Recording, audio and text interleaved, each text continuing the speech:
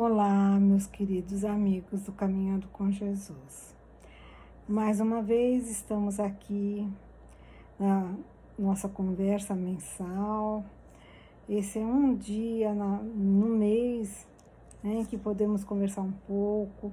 Me sinto revendo todos os amigos da nossa casa, que ainda não estamos com as palestras presenciais, mas estamos assim, toda terça-feira nós temos aqui esse momento de reflexão e durante todo esse mês de dezembro vamos ter todas as terças-feiras, né? E esperamos contar com vocês para que a gente possa assim dividir um pouquinho, né, do nosso tempo, do nosso espaço de pensamentos para reflexão, com base sempre no Evangelho, nas explicações da doutrina espírita. Então vamos fazer nossa prece inicial para que a gente consiga nos acalmar, nos centralizar um pouco, esquecer dos compromissos que temos diários da nossa vida, né? E poder assim assimilar um pouquinho mais para que a gente possa se esclarecer. Então vamos pedindo ao Pai que possa nos envolver neste momento, envolver a todos os que estão aqui conectados neste momento e o que também aqueles que estarão em outros momentos escutando, ouvindo, que possam receber pensamentos de iluminação, que seus protetores possam estar em cada um, envolvendo com bálsamos de paz e de luz. Pedimos que os protetores de nossa casa, neste momento, possam ir a cada lar, a cada casa aqui conectados, para que todos nós possamos receber, Senhor, bálsamos de refazimento e na certeza sempre do amparo da espiritualidade bondosa. Pedimos a permissão para iniciarmos nossa palestra de hoje. Graças a Deus. Bom, hoje nós separamos um tema do nosso Evangelho, né?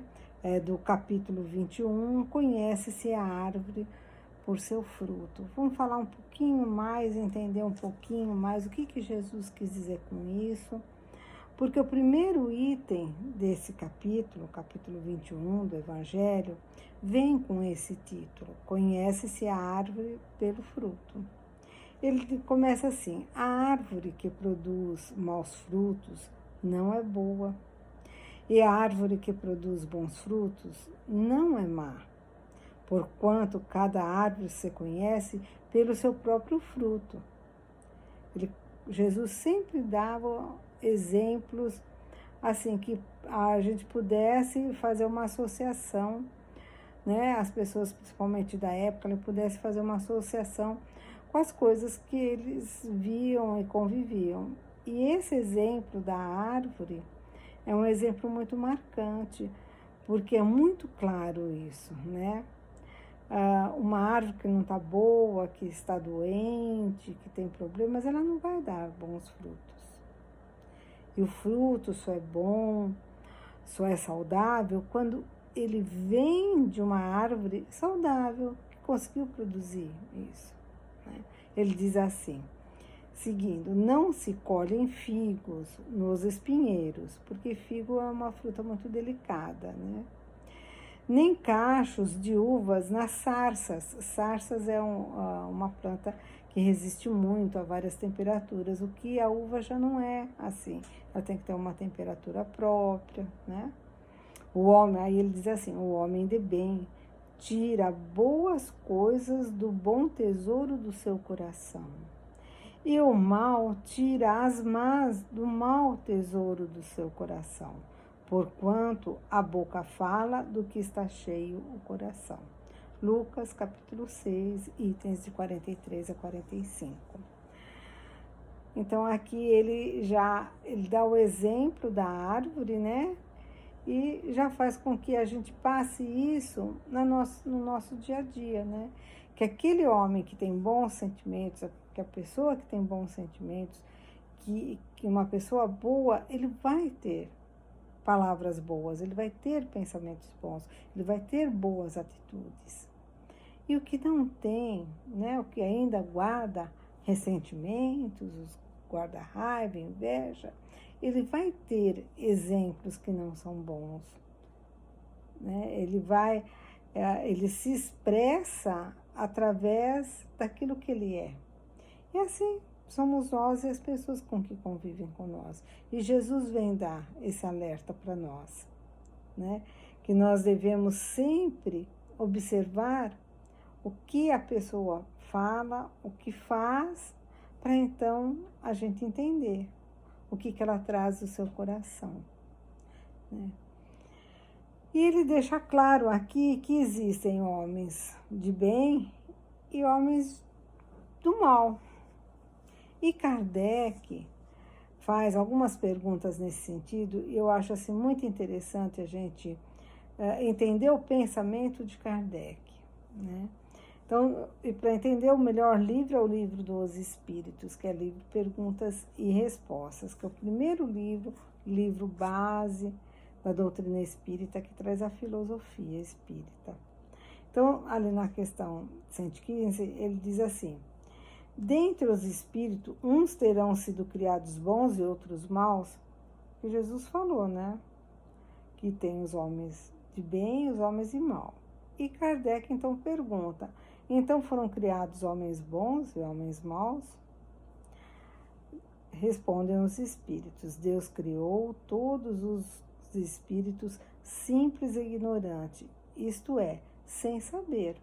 Então ele diz que Deus não criou nem bom nem mal, criou simples e ignorantes, ignorantes no sentido que não tem o saber, né? Aí Kardec diz assim: segundo, então, o que acabas de dizer, os espíritos em sua origem seriam como as crianças, ignorantes e inexperientes, que só vão adquirindo pouco a pouco o conhecimento de que carecem conforme foram percorrendo as diferentes fases de sua vida. Porque a criança é assim. O ignorante quer dizer que assim não tem ainda conhecimento, ela não teve oportunidade, nasce sem saber. Ela vai aprendendo, vai se ensinando ela vai aprendendo, e conforme as suas fases, né, ela vai entendendo mais coisas, né? Começa a ter a leitura, depois na adolescência ela começa a entender as questões sociais da vida, depois na maturidade já as responsabilidades, e assim, em cada fase ela vai tomando mais conhecimento das coisas. Ele diz assim: o espírito seria mais ou menos assim que nem uma criança?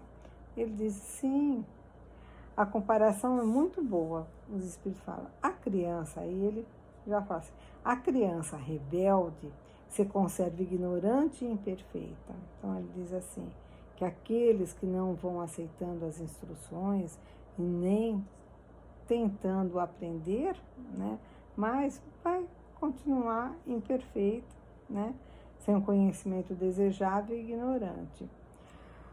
Ignorante no sentido de conhecimento. Seu aproveitamento depende da sua maior ou menor docilidade, quer dizer, então quanto mais ela tiver aceitação das coisas, mais ela vai conseguir aprender. Mas ele continua: todos os espíritos passam então pela fieira do mal para poder chegar ao bem. Ele quer entender melhor, né, como que acontece isso, quer dizer, então eles são maus e vão se tornando bons. Ele diz assim: pela fieira do mal, não. Fieira da ignorância. Porque lembra, na outra questão, ele explica que os espíritos são criados simples e ignorantes. Não são criados nem bons e nem maus. Eles só não têm conhecimento, né? Então, por isso que ele fala, não tem necessariamente que passar pela fieira do mal, ser mal para depois ser bom, mas sim do conhecimento, né? Aí na questão 121 ele pergunta ainda: Por que alguns espíritos seguiram o caminho do bem e outro do mal? Né? O que faz, né, eles escolherem? Diz assim, não tem eles o livre-arbítrio? Deus não os criou maus, os criou apenas simples e ignorantes, isto é, tendo tanta aptidão para fazer o bem quanto para fazer o mal. Os que são mal, assim se tornaram pela sua própria vontade. Quer dizer, ele vai escolhendo, ele vai tendo o conhecimento, porque ele tem o livre-arbítrio, e vai escolhendo os seus caminhos, né? Então, ele tem tanta aptidão para se tornar bom como mal. E essa diferença, né, vai ser da escolha dele. Aí na questão 122.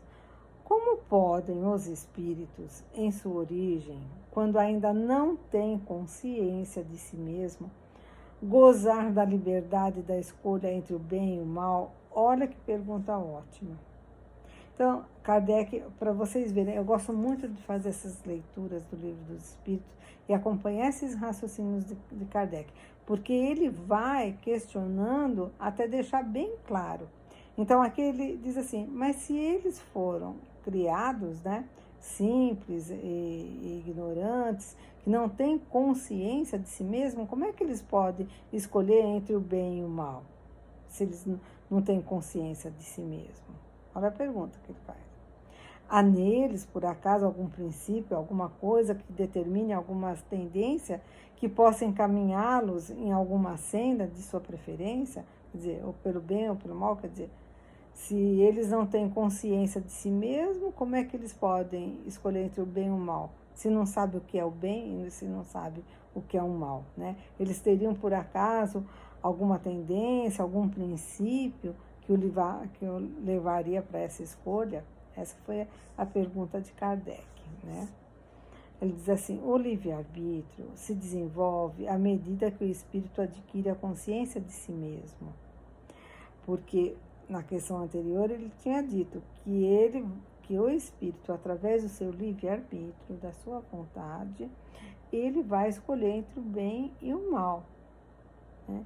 Agora, como ele nasce simples e ignorante, aqui ele explica que conforme, à medida que ele vai desenvolvendo sua consciência, como é que ele vai desenvolvendo? Adquirindo conhecimentos. Não é assim com a criança? Ela vai adquirindo conhecimento, vai aprendendo, vai tomando consciência de si mesma. Aí ela passa a fazer as escolhas. Já não haveria liberdade, olha que importante, já não haveria liberdade desde que a escolha fosse determinada por uma causa independente da vontade do espírito. Quer dizer, ele não seria livre se existisse alguma tendência, alguma coisa, algum princípio nele que o levaria para o bem ou para o mal. Ele é totalmente livre na sua escolha. Aí olha a outra pergunta que é importante. Por que a Deus permitido que os espíritos possam pegar o caminho do mal? Olha a pergunta que ele faz. Então, por que Deus permite que os espíritos vão para o caminho do mal? Aí ele começa dando, né, uma dura aqui nele. Como ousais pedir a Deus contas de seus atos? Supondes poder penetrar-lhes nos seus desígnios? Podeis toda a vida dizer o seguinte: a sabedoria de Deus está na liberdade de escolha que Ele deixa a cada um. Ele dá a liberdade para que cada um escolha, e ali está a sua sabedoria. Portanto, assim, cada um tem o mérito das suas obras, né? Então, ele vai dando as experiências, que é isso que a doutrina espírita vem explicar, que cada encarnação são experiências diferentes, ele adquire conhecimentos diferentes, vai tomando consciência de si, conforme vai desenvolvendo essas aptidões e vai exercitando o seu livre-arbítrio. Ele faz a sua escolha, porque aí ele tem o mérito, né, de suas obras, das suas escolhas, né? Nada é determinado para que ele seja assim ou seja de outro jeito. Ele vai escolher. E a questão 127, por último aqui. Os espíritos são criados iguais quanto à faculdade intelectuais, quer dizer, ele vai aprender, né, igualmente? Sim, são criados iguais, porém, não sabendo de onde vem. Preciso é que o livre-arbítrio siga o seu curso. Eles progridem mais ou menos rapidamente em inteligência, como em moralidade. Então, ele diz que são criados igual, lembra, simples e ignorante. Então, eles são criados iguais. Né? Os espíritos não são criados, são mais inteligentes que o outro. São criados iguais e com seu livre-arbítrio, né? Conforme ele vai tomando consciência de si, ele vai fazendo as suas escolhas e que ele progride mais ou menos, né, rapidamente entre as duas asas, entre a inteligência e a moralidade. Né? Então, em uma existência, muitas vezes, você tem experiências que vai te ajudar a ter muitos conhecimentos, vai desenvolver muita inteligência, vai ter muita habilidade intelectual. Em outras, você vai ter experiências que vai te ajudar em moralidade, em valores, né? De vida, em respeito, em amor, ter esses exercícios, né? Durante a vida para que ele possa progredir nesse sentido. Tá?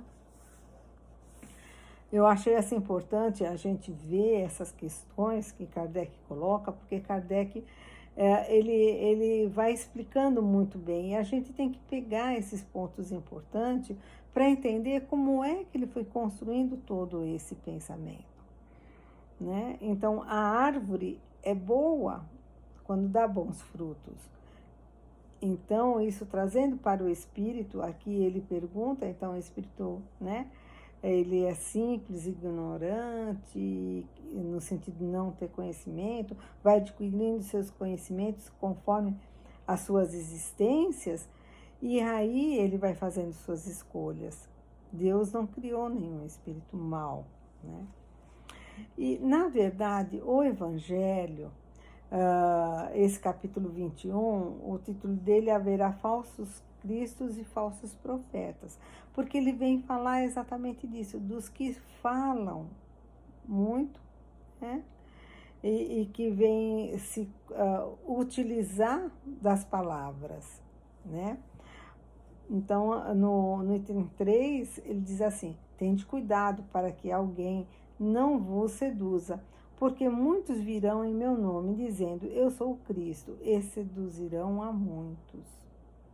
Então, ele já advertia, né, que muitos iam falando que seria um Salvador, que seria aquele que viria dar os ensinamentos, né, e que muitos estariam assim seduzindo outros nesse sentido. Levantar-se-ão muitos falsos profetas que seduzirão a muitas pessoas, e porque abundará a iniquidade, a caridade de muitos se esfriará. Iniquidade são as atitudes que não estão de acordo com as leis de Deus, que no caso nosso aqui, com os ensinamentos de Jesus, né? Então, aqueles que se dizem, né, assim, que trazem a mensagem de Cristo, ele tem que fazer com que as suas palavras realmente consiga, né, não seduzir o outro, mas sim consiga estar dando os exemplos. Né? Aí ele diz aqui também, continuando, ele diz assim, atribui-se comumente aos profetas o dom de adivinhar, isso na antiguidade, adivinhar o futuro, a sorte, as palavras, as profecias, né? Então, antes os profetas, eles eram tidos como aqueles que adivinhavam o futuro, faziam profecias. E ele diz assim, que no sentido evangélico é um pouco mais extenso do que isso.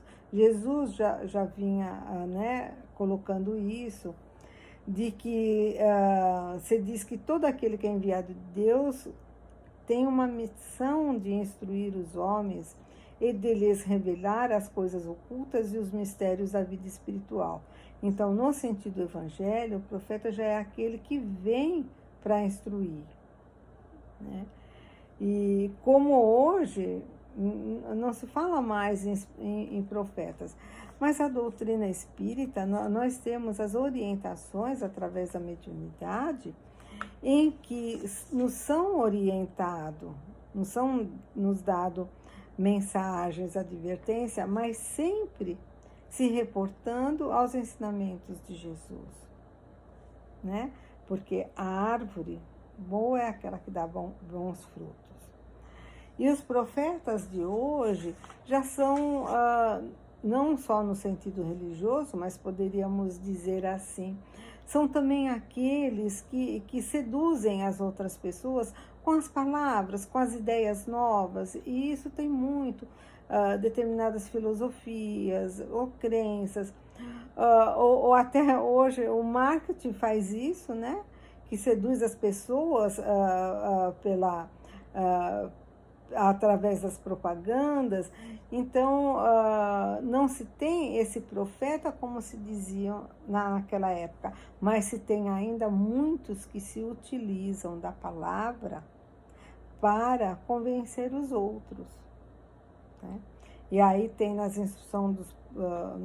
instruções dos espíritos, quando ele fala dos falsos profetas, os espíritos falam assim, é assim, meus irmãos, que deveis julgar, são as obras que deveis examinar. Então, todo aquele que vem, né, dizendo que pode, que faz, e utilizando muitas palavras, você precisa examinar as obras dele. Se os que dizem investidos do poder divino revelam sinais de uma missão de natureza elevada, isto é, se possuem o mais alto grau das virtudes cristãs, a caridade, o amor, a indulgência, a bondade, que concilia corações, né? Que não divide, que não separa. Se em apoio das palavras apresentam os atos, podereis dizer então que realmente é um enviado.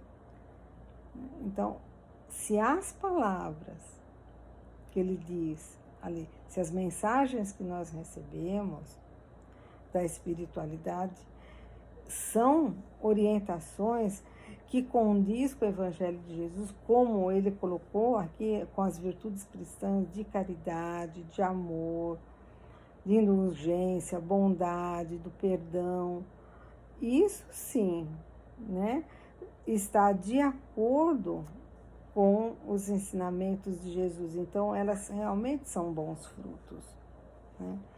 Porque o que fica são os exemplos. E eu lembro disso daí sempre,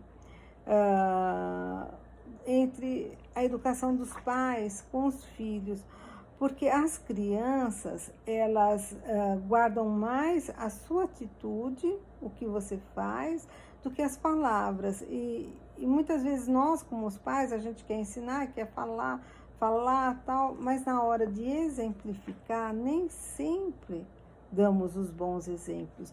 E o que ele vai gravar é o exemplo, né?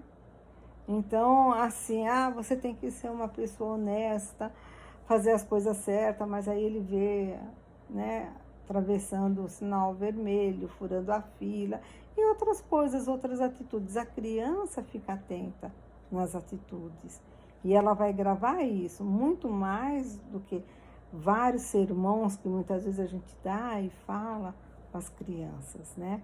E a gente esquece muitas vezes disso. E a mesma coisa são esses que vêm muitas vezes se utilizando, né, de muitas palavras para nos convencer, né? E a gente precisa estar sempre muito atenta, Porque aquele que tem a verdade não precisa, né, se utilizar desses recursos para poder convencer, né? A verdade, ela vem, ela é clara, ela convence, e a pessoa não precisa ficar falando, eu sou bom. As atitudes que ela faz, ela já demonstra isso, né? E eu tirei uma mensagem de Emmanuel, desse livro que eu gosto muito, Vinha de Luz. Emmanuel, né, que foi o guia espiritual e protetor do Chico Xavier, ele tem uma mensagem, eu só tirei uma parte dela, mas escrita assim, examinai. E ele começa dizendo, a prudência aconselha a vigilância, né? Então, a gente tem que ser prudente, vigiando. O coração é um recinto sagrado, onde não se deve amontoar resíduos inúteis. Então, a gente não tem que ficar guardando sentimentos que não fazem bem para nós nem para os outros.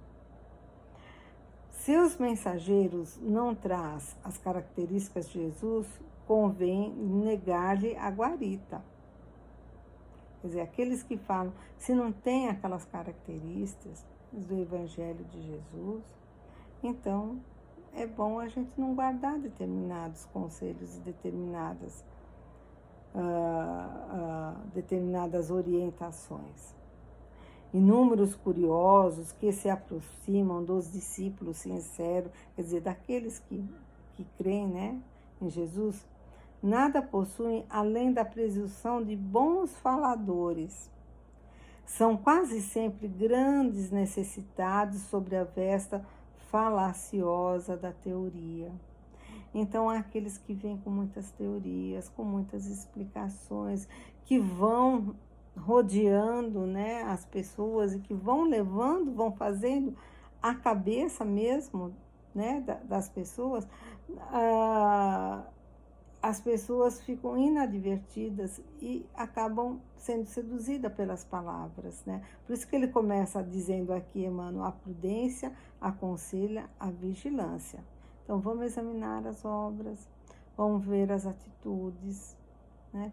Porque muitas vezes a pessoa é uma coisa fora de casa, mas dentro de casa, onde ela se sente à vontade ou com autoridade suficiente, humilha, é grosso com os que convivem com outros, tem uma autoridade exacerbada. Então, não condiz com aquela atitude amigável, né, que tem fora de casa com os outros. O problema não é o de nos informarmos se alguém está falando em nome do Senhor. Antes de tudo, importa saber se o portador possui algo do Cristo para dar. Então, quer dizer, não é tão importante mais saber, né, se ele vem em nome do Senhor, se é o mensageiro, mas sim qual a mensagem dele, o que ele está trazendo, como ele diz assim, se ele tem algo do Cristo para dar. E isso é muito importante, assim, no nosso dia a dia, na nossa vida social, na vida da família, né? De estar examinando essas atitudes, mas também, né, dentro da doutrina espírita, porque recebemos muitas orientações, que nem todos sabem que Emmanuel é um espírito de muita luz, né? E eu separei também um outro trechinho, também parte, né, de uma mensagem, o título dela é Falsos Profetas, onde Joana de Ângeles, que é a orientadora do médium, né, Divaldo Franco, ainda encarnado. Joana de Ângeles também é um espírito de muita luz, também, da mesma forma como Emmanuel, né, psicografou toda, tem uma parte toda psicológica de livros dentro da psicologia espírita, Divaldo hoje também tem por volta de uns 300 livros psicografados, não todos de Joana, mas a maioria dela, que o inspirou, né? Como o Chico também deixou mais de 400 livros psicografados. E Joana de Ângeles, ela vem falar desses dois aspectos. Ele fala, quando se utiliza o instrumento mediúnico, quer dizer, então, né, através da mediunidade e depois no plano físico. Então, ele começa falando assim, caracteriza-se pelo verbalismo exagerado quando utilizando a instrumentalidade mediúnica.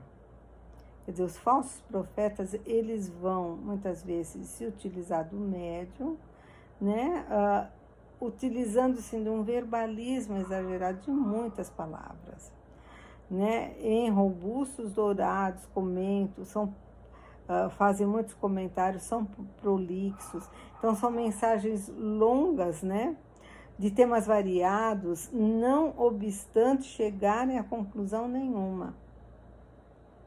E isso dentro da doutrina, assim, a gente tem muita cautela, né, quanto às orientações que a gente passa, e sempre a gente coloca a referência, quem é o médico, é o espírito que falou, que trouxe aquela mensagem, porque isso é muito importante, né?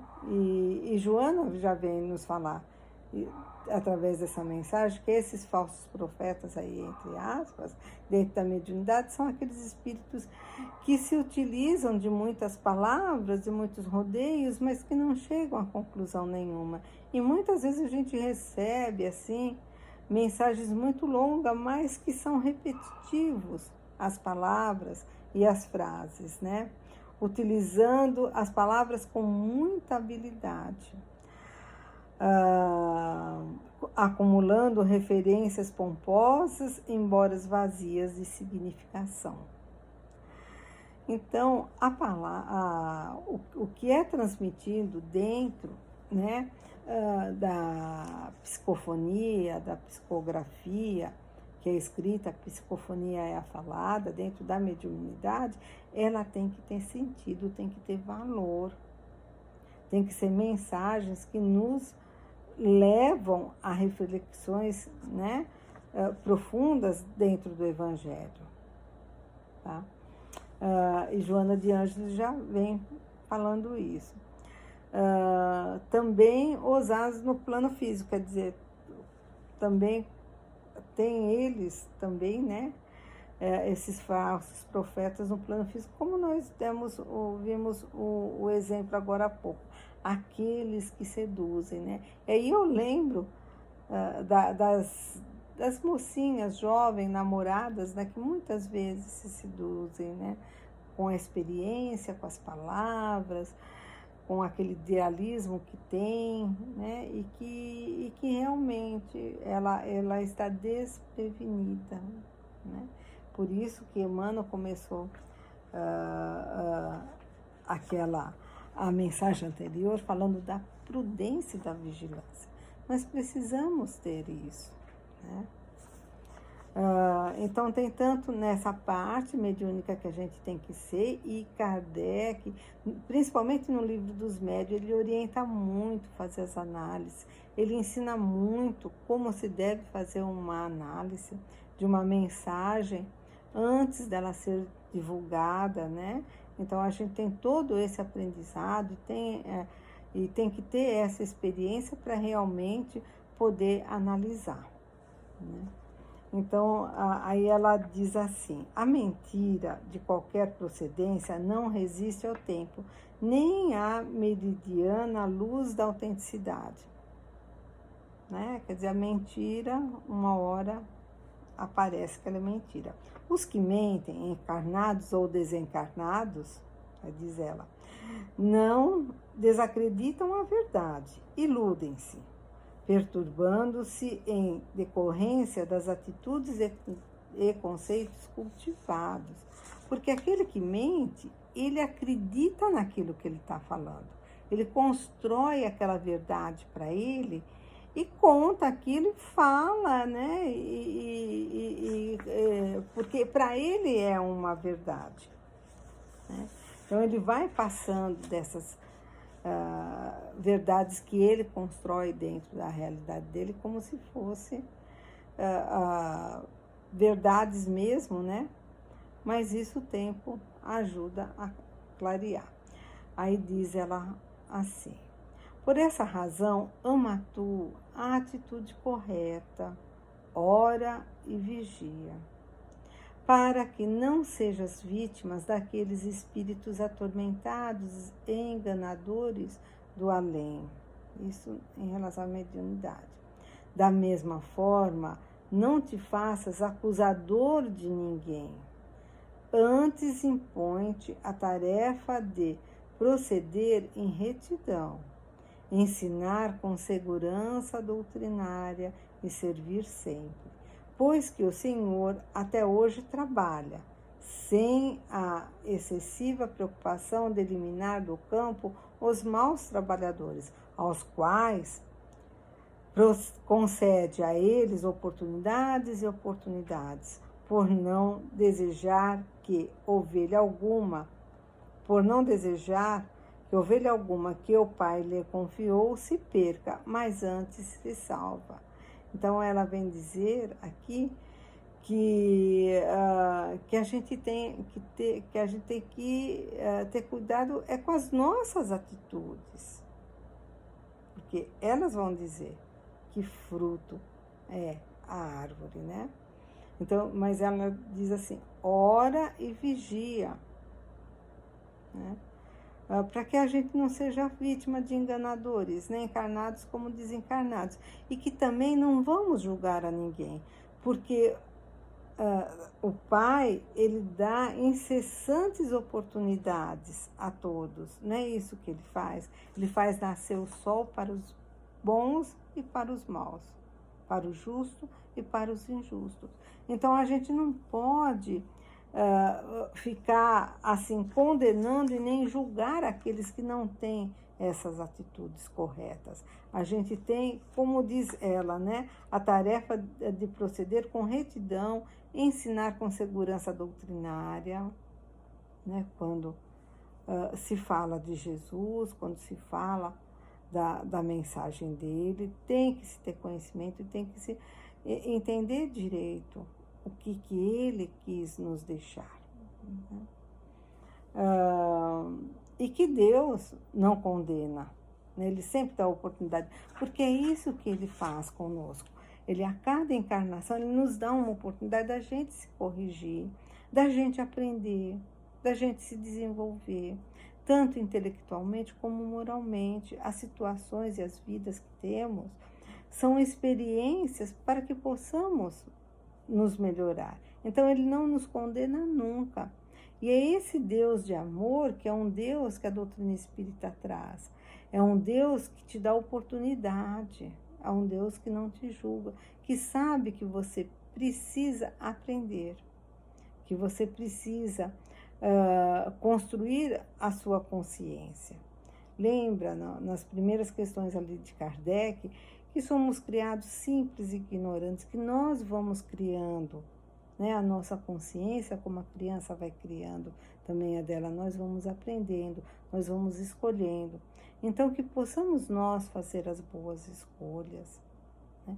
Que possamos nós, antes de tomar alguma decisão, tomar alguma atitude, muitas vezes importante na vida da gente, pensar como que Jesus procederia, né? O que eu tenho no Evangelho que pode me ensinar nessa situação, numa situação que eu tenho que fazer determinadas escolhas, determinadas decisões, né? E não se deixar enganar por aqueles que têm facilidade com a palavra, né? Que isso daí, o tempo vai ajudar com que ele consiga se orientar e dar bons frutos, consiga sarar, não é? Então, que sejamos nós bons frutos sempre, que possamos nos envolver com que essa árvore que somos tenha raízes realmente fundas, profundas no Evangelho de Jesus. E que a gente não julgue nunca ninguém.